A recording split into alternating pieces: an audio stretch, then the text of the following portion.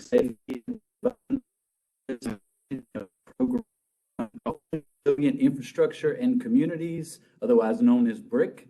And we're doing an encore performance today of a interagency resiliency team briefing. This will be less than 30 minutes, and we'll go over all of the opportunities that are available under this program and also another non-disaster grant called FMA. This is a great opportunity with a lot of funds available for the sub-applicants throughout the state, and so we want to make sure that we spread the word as much as possible and encourage some participation in this program. First, we'll talk about the briefing of those two programs and also how to apply. There's two platforms. One is EM Grants, and the other is FEMA Go, which is the brand new grants management platform for FEMA, which is actually pretty user-friendly. Of all of the federal programs that I've seen, they're really getting there with this one. This is one of the best, and so we're excited to share that with you. And then basically, why are we interested in this program? Why are we trying to get you to apply? Because North Carolina was the #1 recipient as far as number of awards competitively last year. We won 5 of them across the nation, and only 22 of them were awarded. We were 7th in the nation as far as the amount awarded. Our projects were not as large as some of the others, but we were encouraged by the reception, and we think we can do even better this year. So here's a look. We'll look at some of these a little bit more in depth in a moment. Morganton, Hickory, Lumberton, Princeville, and Duck were the recipients in the BRIC categories. Right now, they have doubled the amount that is available. It's $1 billion with a B under the national competition for BRIC, and the FMA national competition has $200 million in it. But one of the things that we're doing with this LOI process is to identify other projects that could be eligible for upcoming grant opportunities, like the DR 4487 COVID fund, which our state allocation is $63 million for that one.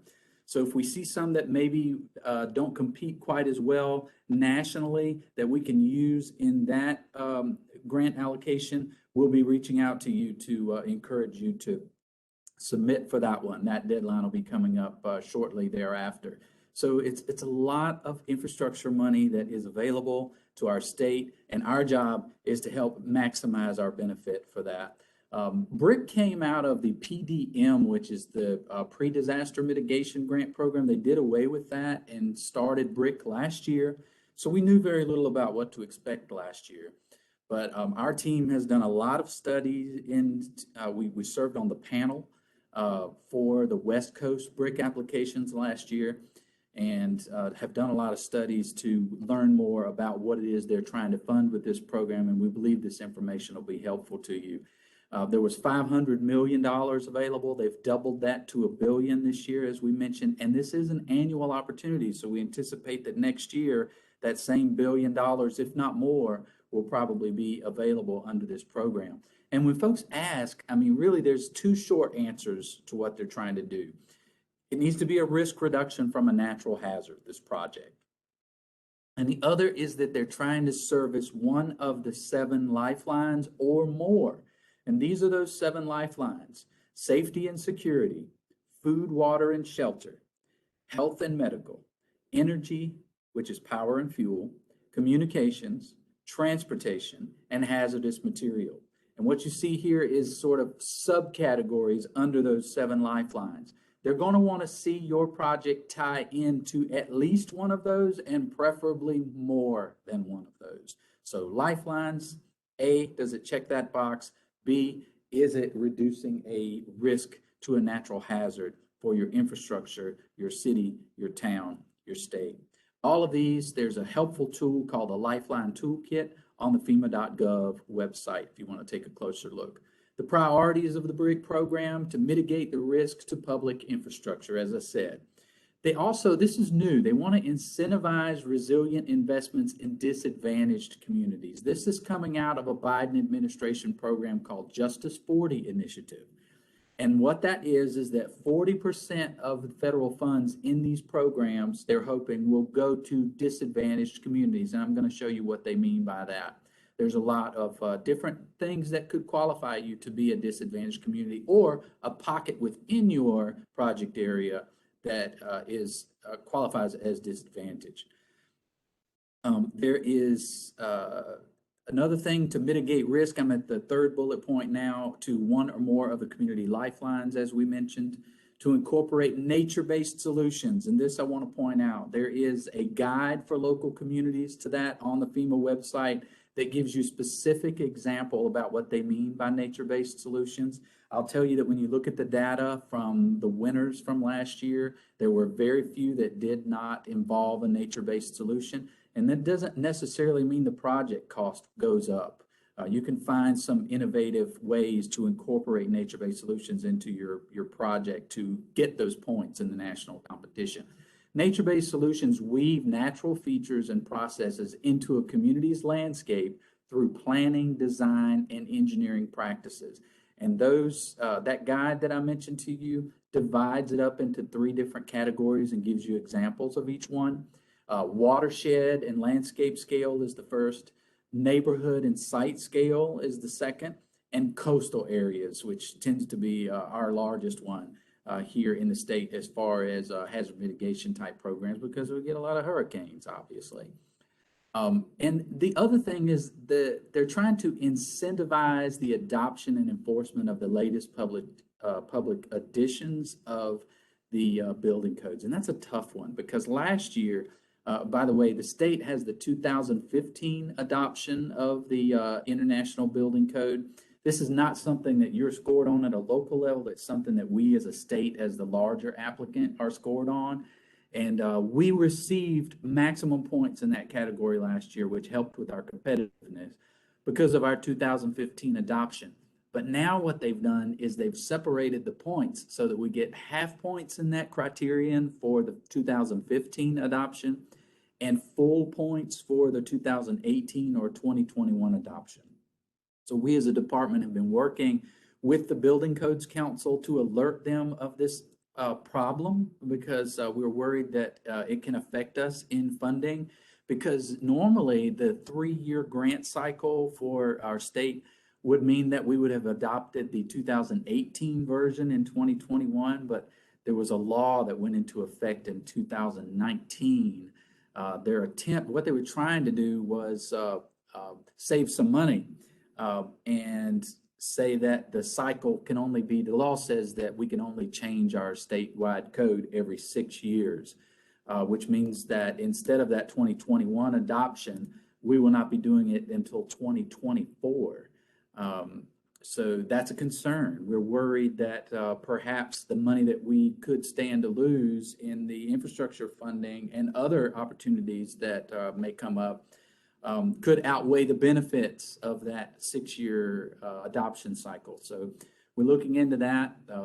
That's for the legislative liaisons to do now, and we'll see how that goes. But we can make sure that we're gathering all those other points for you as a sub-applicant, and that's what we intend to do.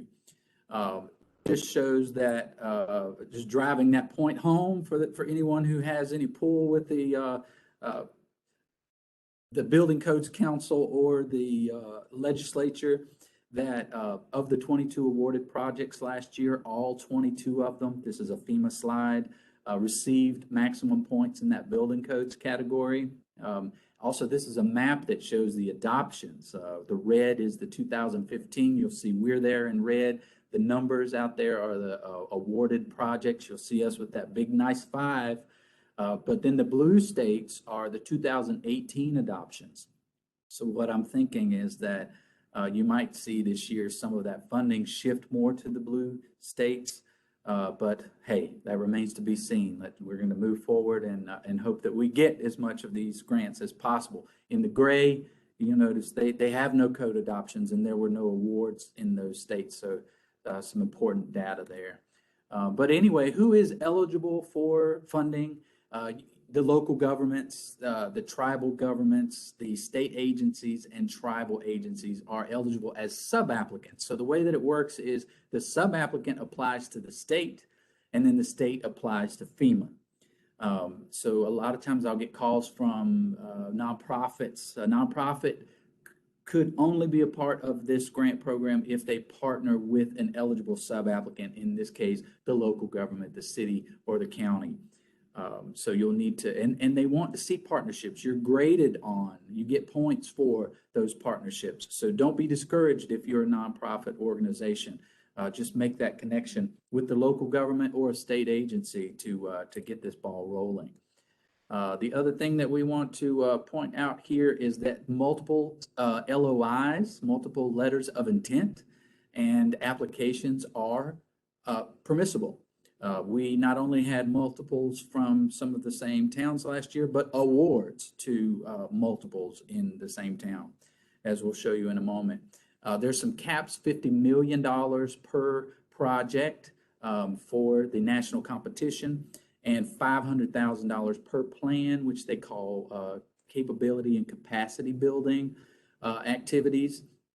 And this is what they mean by that. So basically anything that's not a shovel-ready plan, ground disturbance, that is the plan. That's a CNCB activity. They're the partnerships, building codes, activities, and improvements.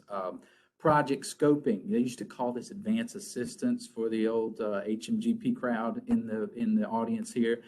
Mitigation planning and planning related activities. You're doing feasibility studies, anything like that. And if you have any questions about whether your activity is included, do reach out to staff, and we can either give you a quick answer on that or reach out to FEMA Region 4 to get an answer about whether that's going to be an allowable program. Look, briefly, I just want to touch on FMA, and that is not to make that a throwaway program, because it's just so very similar to BRIC, except for two things. The main thing that distinguishes that is that FMA is directly tied to reducing losses in the National Flood Insurance Program, in FIP. And then FMA can include sub-applicants' residential projects, like your acquisitions and your elevations. It's not tied solely to infrastructure at a larger scale. It does require that the National Flood Insurance Program, that you have a covered area in your project area. And preferably, what you stand a better chance of getting those funds if you have some repetitive loss or severe repetitive loss designations by that NFIP program. And remember, this one is for both infrastructure and residential projects. Last year, we really only applied for residential projects. And then what is it going to cost? That's the question. It's a 75-25 split for most cases. So, and the 25 is a non-federal cost share. So you can't use your ARP money for that. That's federal money. They want to see this money coming from a local level or from partnerships or state funding, things like that. There are some exceptions. FMA with the repetitive loss designations I mentioned will kick that up to a 90-10 split. Or if it's a severe repetitive loss property, it'll pay for the whole thing. You can do the federal share of 100% on that. And then notice this at the bottom. This is important. This is one of the reasons that not only we're reaching out because of the Justice 40, but we're trying to get our word out to the smaller communities, the towns within the counties, because if you qualify as a small and impoverished community, actually now they call it economically disadvantaged rural community, you do qualify for that increased federal cost share, which is a 90-10 split. You only have to come up with 10% of the funds for your project. What does that mean? If your population is under 3,000, and both of these have to apply, if your average income at the local level is 80% or less than the national average. So there's some indicators for that. But I want to point out one thing, because the cost share can be a kicker for the smaller communities. Well, we don't have the 10%. Your non-federal cost share, this is directly from the Notice of Funding Opportunity, can consist of cash, donated or third-party in-kind services, materials, or any combination thereof. And what they mean by that is, as long as it's the same eligibility as the federal share. So when you look in that NOFO, you'll see eligible costs. If it's on that eligible cost list, you can use that in-kind donation for that as the in-kind. For, you know, if I'm talking gibberish here, in-kind donated things that aren't actual cash coming to the table.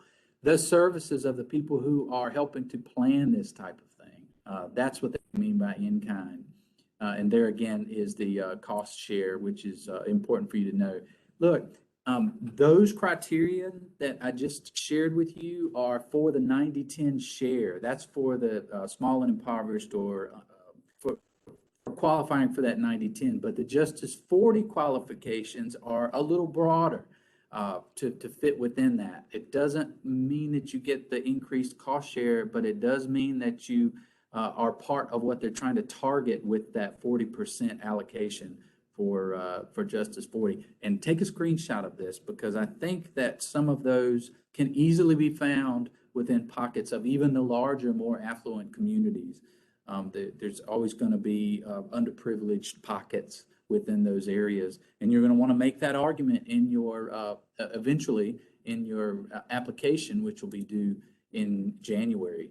So let's just take a closer look real fast at the projects that were awarded under this. It'll give you an idea of what they're looking to fund. In Morganton, we used our state allocation last year, which was $600,000 instead of the $1 million that's available this year, to fund a Silver Creek pump station rehabilitation.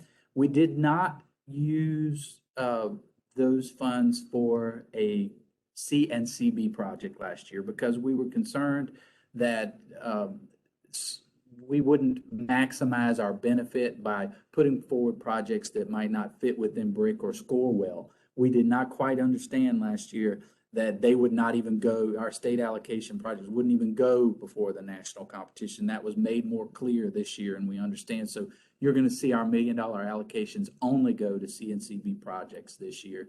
But Morganton was the recipient of those funds last year. And then Princeville was the big winner, about $11 million awarded. And when I say awarded, right now it's in the status of selected for further review, but things are going well. And we think that they're going to actually see those funds. And it's promising that they didn't select more projects than what they had to give out. So in other words, they didn't pad it, thinking that some would fall out. So it looks like that these are going to actually see a check in the mail. And I use that term loosely. But anyway, this project was, some of these agencies that are getting this are familiar with the good work that they're doing in Princeville. There's a new 53-acre site, and they're hoping to build that site up and move a lot of these distressed properties and flood-prone properties, move those property owners into that 53-acre development. And this was for the infrastructure within that 53 acres. FEMA, in their first press junket after these funds were awarded, highlighted Princeville. So they were obviously proud of that project. And one of the things that they pointed out, this is their document I'm sharing with you here, is the partnerships. Look at the partnerships that they listed in this, and that definitely helps you by having partners at the table for your project. Going to the coast for Duck, there was an NC-12 resiliency project that they won for. Joe Hurd did a wonderful job putting this thing together, and it was a well written application. Here's another opportunity for partnerships or example that I'd like to share with you. Southern Shores has a need. They come up, I believe, to the south of Duck. They have a need for this exact same work, and they both came in last year for LOIs, and we tried and we hoped to be able to get them to come together and make this a partnership, and they were not able to pull that partnership together. And what happened is Duck won it, and Southern Shores did not. And so you're going to see that work end at the city limits, which is unfortunate because it's the same work and it probably would have done well as a partnership grant. So we definitely do encourage those partnerships. The next one is Hickory for their two projects $5.4 million was the award in one of them. It's wastewater treatment facility work, upgrades, and making those more resilient.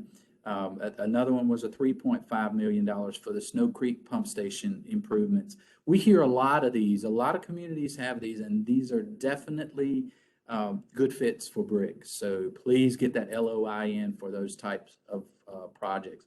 Look, this one's very interesting in Lumberton. Their application came in very strong. When you look at, we put these through a state panel twice, and then they go to the national scoring. What you see last year was our number 1, our 2, our 3, our 4, our 5 in the prioritization list were awarded, and then there was an award at number 17. This one did not do as well at the state level, but then won the money nationally. So that makes me want to look closer and see what was it that FEMA liked about it. And I think what it is that it was a cleanup of a lot of other hazard mitigation grant program grants. They had picked up this property, done some mitigation here and here. Well, they acquired some properties that had fallen out of those programs and then created a loop out of about 806 acres. So it's a trail system throughout the city, and 99% of that was floodplain properties. So this was great and funded.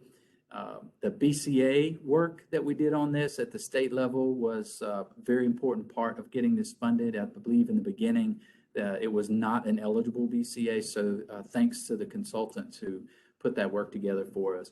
And then you're going to see linked on our website a Excel spreadsheet of all of the projects that were funded at the national level. This is the data that FEMA provided that gives you the idea of the types of projects that received those awards. So look at both of those in planning. FMA, remember I told you that that one is if you have some NFIP properties in your project area, you want to go that route rather than BRIC because the chances are better. 50% of the FMA projects were awarded last year, whereas BRIC had about a 13.8% award rate. And then those are the two acquisition and elevation projects that were awarded under FMA out of Beaufort County and Columbus County. So now let's talk about this. We're at the 10-day point now as I'm recording this thing, and I'm going to do some email sharing today with all of our lists, and NCORE has been a great help in getting the word out about this. October 1st is your big day. You want to make sure that the letters of intent are in the EM grants system by October 1st. Then I'll show you, we're going to put that through a screening panel on October 11th, in which that panel is briefed with what you've submitted in your LOI. And we come back with the top ratings and rankings from that panel with an invitation to apply. Then starting on October the 18th, going through the middle of November, we're going to throw some technical assistance your way with consultants who have BCA experience, the budget cost analysis. That's really the trickiest part of this federal grant is getting that BCA compliant with what FEMA accepts. So we're going to give you some help with that. And then those sub-applications will be due at the end of November, your full application. Then we're going to put it through another screening panel that will use the exact same scoring criteria that FEMA uses to score that. And then we'll come back to you at the beginning of December there and say, here's what our panel found, and give you another month to incorporate those recommendations into your grant. We did that last year, and I really think that's what helped us to be so competitive at the national level. So October 1st is the big deadline. You got to get that LOI in. Even if you're not ready, even if you know this thing is not quite ready for prime time, get that LOI in so that we know what it is you're trying to do, and we can help you at a staff level and a department level to get to where you need to be for the full application. Eventually, you're going to apply using the FEMA Go platform, which is new, but we'll send you out plenty of information about how to do that. There's some technical information there. Look, I want to point out there's another webinar on our website that maybe the first 15 minutes of it will be a lot like what you've seen here today, But the rest of it, we'll take a closer look at the grant applications. Do have a look at that webinar. It'll be very helpful to you in knowing what it is you're getting yourself into here. It is not a tough lift as far as federal grants go, but it is competitive. So we want to help you make your application score well. And what we've done is we're going to share with you a grant that I found in serving on the West Coast panel last year from Menlo Park, California. That's shared in that webinar, and then we're going to put that on our website mid-October. We've received their permission to do that because it's really the best federal grant application I've ever seen.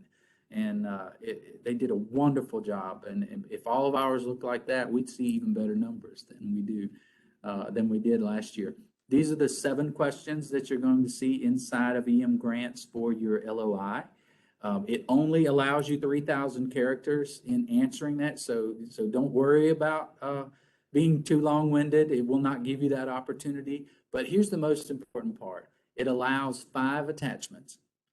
Use those attachments because in actuality, look, we have 5 minutes for each of these LOIs to be reviewed by the panel.